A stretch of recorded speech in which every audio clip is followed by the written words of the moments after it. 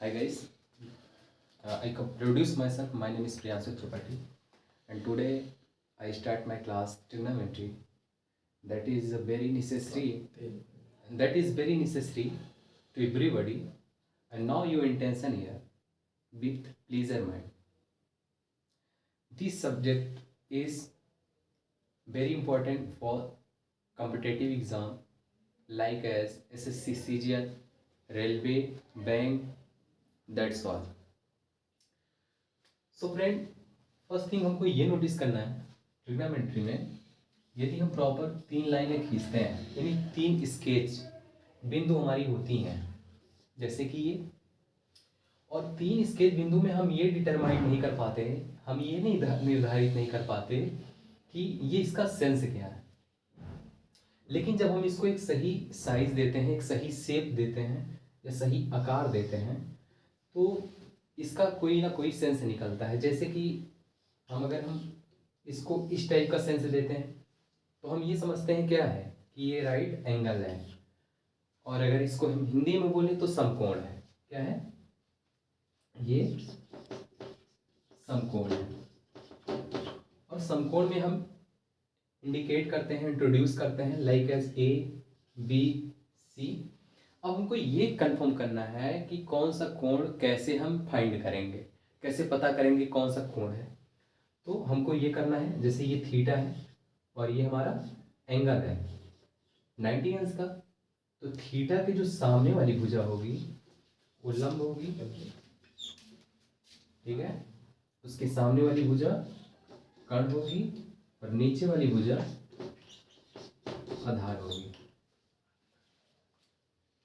तो ये हमारी 3 भुजाएं हैं जो ये डिटरमाइंड करती हैं लंब, कर्ण और आधार, ठीक है। और नेक्स्ट हमको ये फाइंड करना है कि कर्ण होता क्या है, कर्ण की वैल्यू क्या है या वैल्यूएशन क्या होती है। तो कर्ण क्या होता है? जो शेष 2 भुजाएं होती हैं, जैसे कि कर्ण का वर्ग पहली बार सबसे बड़ा भुजा होता है, कर्ण की वर्ग, या लिख सकते हैं आप यहाँ पे कर्ण का वर्ग, कर्ण का वर्ग शेष दोनों भुजाओं के, शेष दोनों भुजाओं के,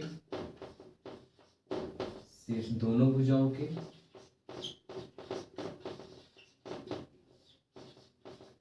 वर्गों के योग के बराबर होती है, योग के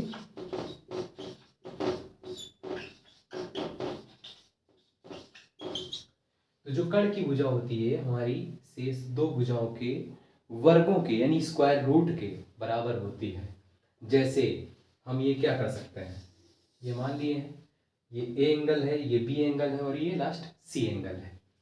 तो हम क्या बोले हैं, कर्ण का वर्ग शेष दोनों भुजाओं के वर्गों के योग के बराबर होती है। तो सपोज मान लेते हैं, यहाँ पे लिख सकते हैं हम सरल भाषा में, सरल भाषा में हम इसको ये लिख सकते हैं,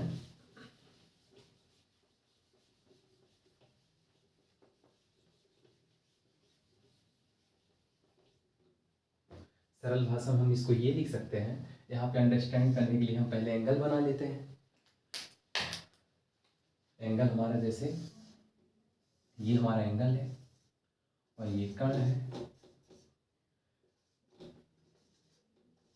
ये आधार है और ये लंब है।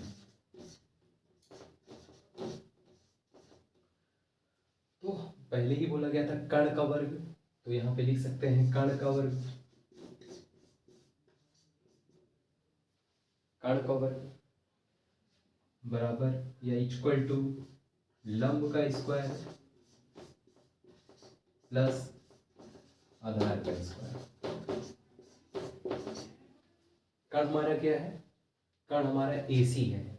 यहाँ पे समझ में आ रहा है आपको? कर्ण हमारा AC है, A और C, तो कर्ण हम यहाँ पे लिख देंगे AC का स्क्वायर। लंब हमारा क्या है? AB, तो ये हमारा हो गया AB का स्क्वायर प्लस आधार हमारा क्या है? BC। तो ये हमारा पहला ये डिटरमाइंड हो गया कि लंब, कर्ण, आधार क्या है, कैसे हम इसको फाइंड करेंगे या आइडेंटिफाई करेंगे, पहचान कैसे करेंगे। दूसरा मैटर हमारा ये आता है कि इसमें कुल कितने एंगल होते हैं या कुल कितने कोण होते हैं। तो टोटल कोण हमारे होते हैं 6। There are 6 angles.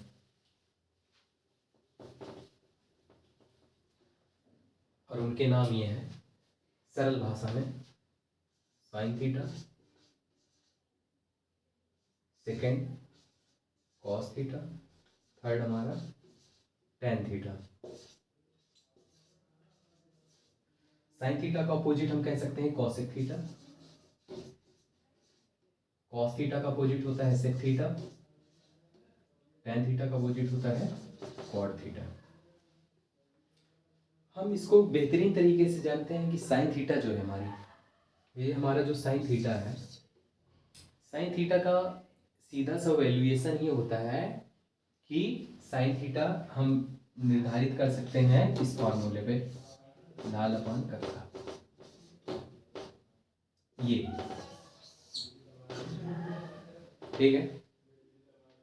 तो साइन थीटा है, साइन थीटा इक्वल टू हम बोले तो लंब बटे कर्ण, लंब बटे कर्ण, इसको हम कह सकते हैं लंब बटे कर्ण। कॉस थीटा का मतलब क्या होता है, कॉस थीटा, अगर हम कॉस थीटा की बात करें तो कॉस थीटा का मतलब होता है आधार बटे कर्ण।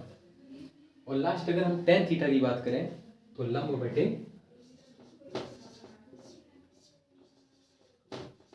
आधार। ये हमारे मूल रूप से ये हमारे फार्मूले हैं।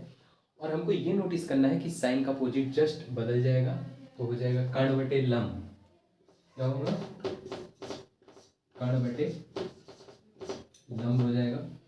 सेक थीटा कॉस थीटा का अपोजिट है तो कर्ण बटे आधार, क्या कर्ण बटे आधार। और लास्ट में अगर हम कॉट थीटा की बात करें तो ये टेन थीटा का अपोजिट हो जाता है, हम इसको कह सकते हैं आधार बटे लंब।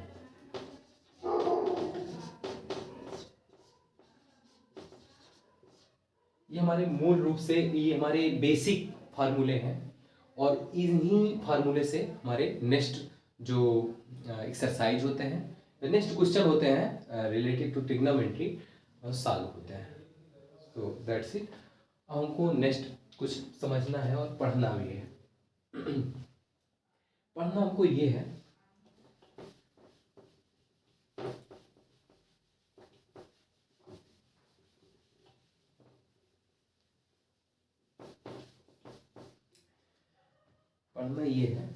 जैसे एक फार्मूला होता है, बेसिक फार्मूला होता है, और ये ट्रिग्नोमेट्री का बेसिक फार्मूला है।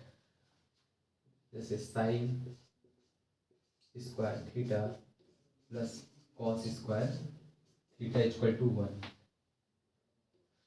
Sign square theta cos square theta, अगर ये साइन स्क्वायर थीटा इधर है तो हम कॉस स्क्वायर थीटा इधर प्लस में है, क्या है प्लस में है, और इस प्लस को जब हम एक्सचेंज करेंगे दूसरी साइड में तो ये प्लस से माइनस हो जाएगा। जैसे कि ये साइन स्क्वायर थीटा है, साइन स्क्वायर थीटा है इक्वल मतलब बराबर 1 ऑलरेडी यहीं पे है, ये प्लस में है, लेकिन ये कॉस इधर प्लस में है, क्या है प्लस में है, और जब उधर जाएगा तो ये हो जाएगा माइनस। पहला फार्मूला हमारा बन गया sine square theta equal to 1 minus cos square theta. और जब हम cos square theta formula start करेंगे, यानी जानना चाहेंगे, फाइंड आउट करेंगे cos square theta equal to, तो 1 है ही, ऑलरेडी 1 है और इधर प्लस में है, और जब हम एक्सचेंज करेंगे दूसरी साइड में तो हो जाएगा ये minus. Cos square theta equal to minus sine square theta. अब हम बात कर रहे हैं सेक स्क्वायर थीटा की। तो सेक स्क्वायर थीटा बराबर हमारा होता है, क्या होता है सेक स्क्वायर थीटा बराबर हमारा होता है 1 plus ten square theta, 1 plus ten square theta. 1 plus ten square theta.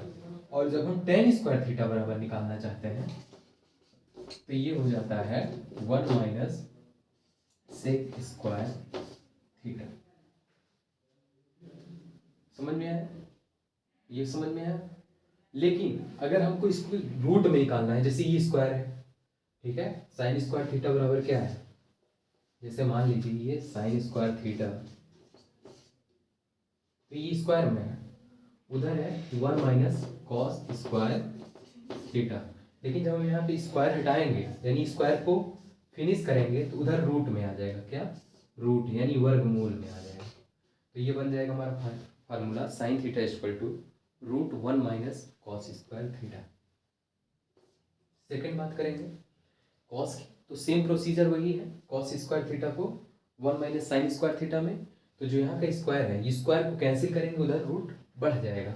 Same वही फार्मूला है, cos square theta equal to 1 minus sine square theta. यहाँ से स्क्वायर को हम हटा देंगे तो उधर रूट हो जाएगा। तो एक फार्मूला हमारा ये भी बन जाता है, इसको आप लिख लीजिए, नोट डाउन कर लीजिए क्योंकि बहुत ही इंपॉर्टेंट है। नेक्स्ट है हमारा tan थीटा, सेम वही प्रोसीजर है। अगर हम सेक का स्क्वायर हटाएंगे, जैसे सेक स्क्वायर है, सेक का स्क्वायर हटाएंगे ये रूट में हो जाएगा, एक नया फार्मूला बन जाएगा 1 plus ten square theta. Same वही प्रोसीजर, यहाँ का स्क्वायर हटाएंगे ये रूट हो जाएगा 1 minus sec square theta.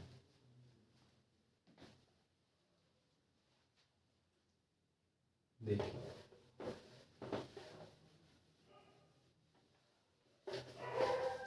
Last हम आते हैं कॉसेक पे, यानी कॉसेक, क्योंकि साइन हमारा हो गया, सेक हो गया, और लास्ट बचा है हमारा कॉसेक। तो cosec square theta, cosec square theta equal to होता है 1 plus cot square theta. Cot square theta अगर हम निकालना चाहेंगे, कॉट स्क्वायर थीटा, तो ऑलरेडी 1 तो हमारा है ही, क्योंकि 1 हमारा प्लस में है, और ये कोसेक भी प्लस में है, इधर प्लस है, छुपा होता है, दिखता नहीं है, अनसीन रहता है। और ये जब प्लस हम दूसरे पक्ष में ले जाते हैं, दूसरी साइड में ले जाते हैं, तो साइन हमारा यानी जो चिन्ह होता है वो चेंज हो जाता है। तो कॉसेक यहाँ पे प्लस है, इधर आएगा माइनस हो जाएगा कॉसेक स्क्वायर थीटा। सेम वही प्रोसीजर है। अब हमारा एक नया फार्मूला बन जाएगा, यहाँ से हम स्क्वायर को यहाँ से हटा देंगे। जब हम स्क्वायर को यहाँ से हटाएंगे तो ये एक रूट बना लेगा, क्या, रूट। ये हमारा 1 माइनस कॉसेक स्क्वायर थीटा है। कॉट थीटा इक्वल टू क्या हो गया हमारा 1 minus cosec square theta. That's it. और नेक्स्ट हमारा है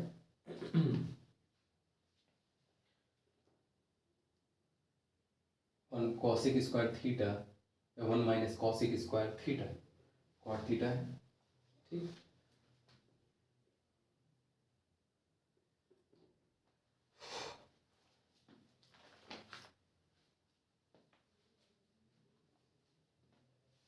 नेक्स्ट कुछ फार्मूले हैं,